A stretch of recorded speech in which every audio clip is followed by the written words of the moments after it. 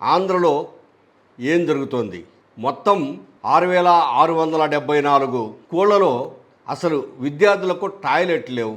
ఇందుకోసం 1,394 కోట్లు రాష్ట్ర ప్రభుత్వం విద్యార్థుల తల్లిదండ్రులకు ఇచ్చే తల్లికి వందనం నిధుల్లో నుంచి, అంటే ఒక్కొక్క విద్యార్థికి 2,000 రూపాయలను మొత్తం 15,000 రూపాయలు చేస్తున్న సాయంలో నుంచి 2,000 రూపాయలను కట్ చేసి ఆ నిధుల ద్వారా టాయిలెట్స్ను బాగు చేయాలనేది ప్రభుత్వ నిర్ణయం. ఆ మేరకు జరుగుతోంది. అయితే మరి ఇన్ని స్కూళ్ళలో ఎందుకు అసలు టాయిలెట్ లేవు? అంటే బాలికలకు కలిపి ఉన్న స్కూళ్ళలో 6,050 స్కూళ్ళలో అసలు టాయిలెట్లే లేవు.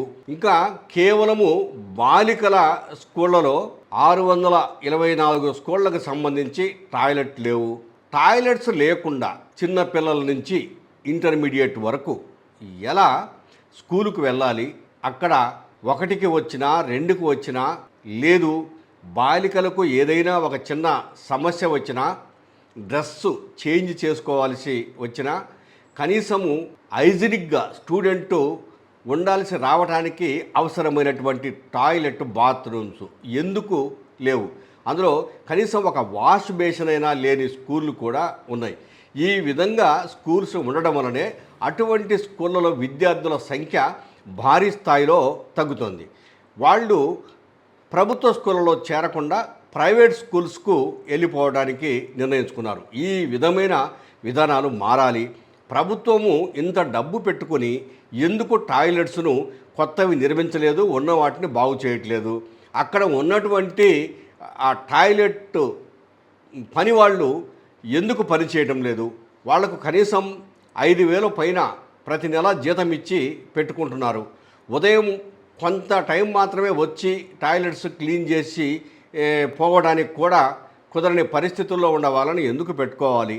ఇవన్నీ ప్రశ్నలు. ఆంధ్రప్రదేశ్లో విద్యార్థుల సంఖ్య ప్రభుత్వ స్కూళ్లలో తగ్గటానికి, 1వ తరగతి నుంచి ఇంటర్మీడియట్ వరకు తగ్గటానికి ప్రత్యేక కారణము టాయిలెట్స్ సరిగ్గా లేకపోవడము, ఒకవేళ ఉన్న టాయిలెట్స్లో కూడా కనీస సౌకర్యాలు లేకపోవడము, కొన్ని చోట్ల కనీసం వాటర్ కూడా లేకపోవడము, ఒకసారి ఎండిపోయిన తర్వాత దాన్ని క్లీన్ చేయకపోతే విపరీతమైన దుర్గంధం రావడం వల్ల విద్యార్థుల సంఖ్య ప్రభుత్వ స్కూళ్ళలో చాలా వరకు తగ్గుతుందనేది ఒక అధ్యయనంలో వెల్లడైనటువంటి అంశం.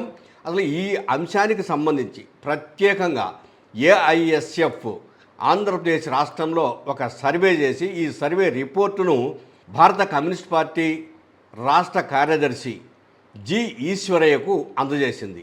ఆయన ప్రభుత్వానికి ఒక ప్రత్యేకమైనటువంటి ప్రకటన విడుదల చేస్తూ వెంటనే సుమారుగా 6,000 పైన ఉన్నటువంటి ప్రభుత్వ స్కూళ్ళల్లో ఈశ్వరయ్య ఒక ప్రత్యేక ప్రకటన విడుదల చేస్తూ 6,674 స్కూళ్ళల్లో టాయిలెట్స్ లేకుండా ఉన్నాయి, అవన్నీ బాగు చేసి సమస్యలను పరిష్కరించాలని చెప్పేసి ముఖ్యమంత్రి చంద్రబాబు నాయుడుకు విజ్ఞప్తి చేశారు.